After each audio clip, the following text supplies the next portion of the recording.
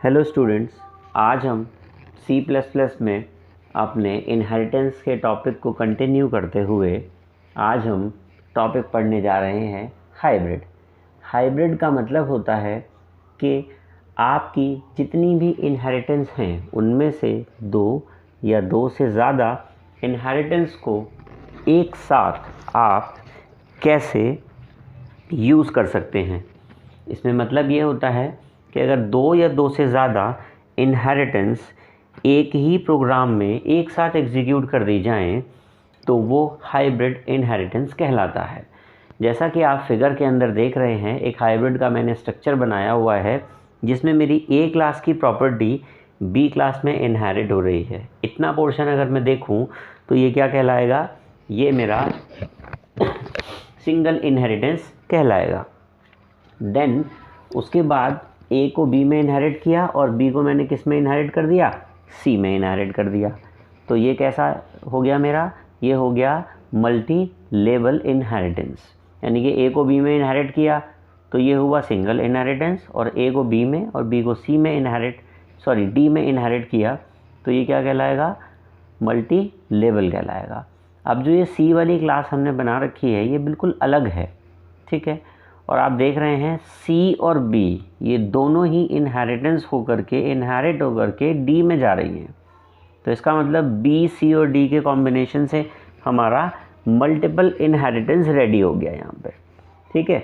आप इसमें देख रहे हैं ए और बी सिंगल इनहेरिटेंस का एग्जाम्पल है, सी और डी बी सिंगल का एग्जाम्पल है, ए, बी और डी मल्टी लेवल का एग्जाम्पल है, बी, सी और डी किसका एग्जाम्पल है, मल्टीपल का एग्जाम्पल है।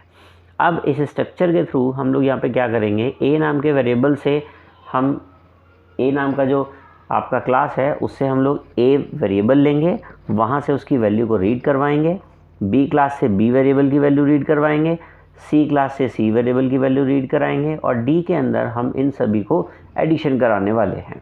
और इस स्ट्रक्चर को ध्यान में रखते हुए हम अपने प्रोग्राम को आगे बढ़ाते हैं।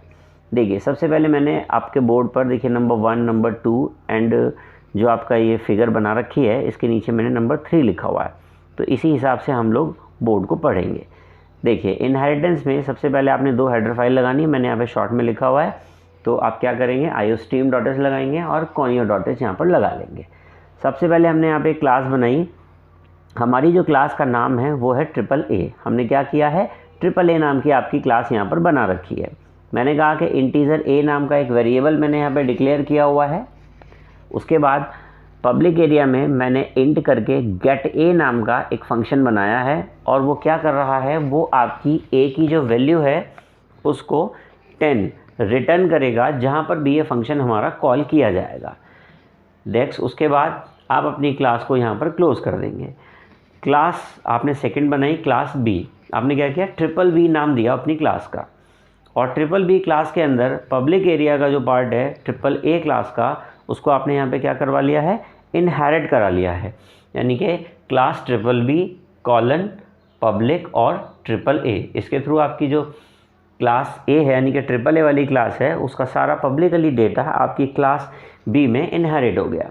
बी में आपने क्या किया, यहाँ पे आपने लिखा इंट बी, उसके बाद आपने पब्लिकली उसको यहाँ पे डिफ़ाइन किया, उसका भी जो एरिया है उस एरिया के अंदर हम लोगों ने यहाँ पे क्या किया हुआ है, मेथड बना रखे हैं। हमने कहा इंट गेट बी नाम का हमने यहाँ पर एक फंक्शन बनाया।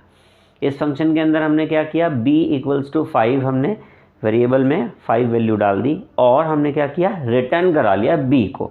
इसका मतलब ये है जहाँ पर भी ये फंक्शन कॉल होगा उस समय आपकी जो वैल्यू है वो b की वो वहाँ पर पहुँच जाएगी, यानी कि वो b की वैल्यू को रिटर्न कर देगा और उसको हम वहाँ पर यूज़ कर सकते हैं। हमने क्या किया, क्लास AAA को BBB में इनहेरिट किया। इतना अगर हम काम करते हैं तो ये सिंगल इनहेरिटेंस बन जाता है। अब सेकंड ऑप्शन पे चलते हैं। देखिए मैंने सेकंड नंबर लिखा हुआ है यहाँ पर क्लास CCC। इस CCC वाली क्लास के अंदर हमने क्या करना है, इसमें किसी को भी इनहेरिट नहीं करेंगे आप, क्योंकि रीज़न क्या है कि AAA की क्लास BBB में इनहेरिट है, वो सी में इनहेरिट नहीं है।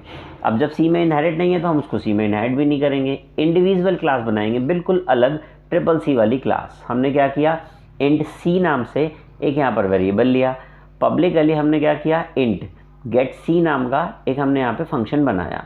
ये फंक्शन क्या काम कर रहा है, c is equal to 15 value ले रहा है और वैल्यू को ये रिटर्न करके देगा, किसकी वैल्यू को, c की वैल्यू को रिटर्न करके देगा। जहाँ पर भी आप इस फंक्शन को कॉल करेंगे ये फंक्शन वहाँ पर आपकी वैल्यू को रिटर्न करके ले जाएगा। फिर हमने यहाँ पे क्लास बंद कर दी। फिर हमने नेक्स्ट क्लास बनाई क्लास D। ये हमारी लास्ट क्लास है और इस क्लास के अंदर हम क्लास B और क्लास C यानी कि ट्रिपल B और ट्रिपल C नाम की क्लास को क्या करने वाले हैं, इनहेरिट करने वाले हैं। हमने लिखा class triple D colon public triple B comma public triple C। आप याद रखेंगे जब भी आप दो क्लास को एक साथ इनहेरिट करेंगे तो आपको यहाँ पर कॉमा लगाना पड़ेगा। देन उसके बाद आपने बॉडी शुरू किया, इंटीजर D नाम का आपने यहाँ पर एक वेरिएबल लिया। उसके बाद पब्लिक एरिया में आपने यहाँ पे क्या किया, वॉइड सम नाम का एक फंक्शन बनाया। ये फंक्शन क्या काम कर रहा है देखते हैं। आपने क्या किया, D equals to gate A। जैसे ही आपने गेट A किया तो आप देखेंगे क्लास ट्रिपल A के अंदर गेट A नाम का एक फंक्शन है और वो फंक्शन कॉल होगा। वहाँ पर कॉल होने के बाद वो A की वैल्यू 10 लेकर के रिटर्न A करेगा और A की वैल्यू कहाँ आ जाएगी, वॉइड सम नाम के फंक्शन में गेट A के पास आ जाएगी। फिर आपने यहाँ पे लिखा हुआ है प्लस गेट B। अब आप देख रहे हैं गेट B कहाँ पर है, gate B triple B class का है। वो कितना वैल्यू लेकर के आएगा, 5 वैल्यू लेकर के आएगा। उसके बाद आप करेंगे प्लस गेट C क्या काम करने वाला है, वो क्लास ट्रिपल C से आपकी वैल्यू लेकर के आएगा C की। आप देखेंगे C में कितना वैल्यू है, वहाँ पर C के अंदर जो हमारा वैल्यू है वो है 15 और 10 प्लस 5 प्लस 15 तीनों को वो ऐड कर देगा और D के अंदर तीनों को ऐड करने के बाद 30 वैल्यू को वहाँ पर वो स्टोर कर देगा। फिर आगे चलते हैं, वॉइड शो नाम का एक फंक्शन बनाया।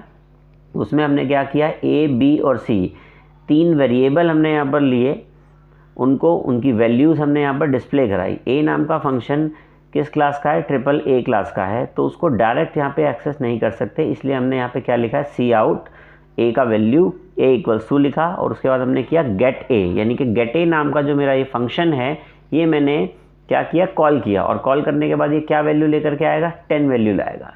नेक्स्ट लाइन में मैंने लिखा सी आउट B इक्वल्स टू और गेट B कर दिया। गेट B क्या काम करेगा, गेट B आपके ट्रिपल B वाली क्लास का जो गेट B नाम का फंक्शन है जिसकी वैल्यू 5 है वो यहाँ पर अपनी वैल्यू पुट करवाएगा 5। फिर बात आती है गेट सी आउट C की। आपने क्या किया, गेट C नाम का फंक्शन कॉल किया। ये कहाँ जाएगा, ये आपके ट्रिपल C वाली क्लास में जो गेट C नाम का फंक्शन है जिसके अंदर C की वैल्यू 15 दे रखी है उसको रिटर्न करके लाएगा और यहाँ पे वैल्यू डिस्प्ले कराएगा 15। ठीक है जी। इन तीनों की वजह से A की वैल्यू कितना डिस्प्ले होगी, 10, B की वैल्यू कितना डिस्प्ले होगी, 5 और C की वैल्यू कितना डिस्प्ले होगी, 15 डिस्प्ले होगी।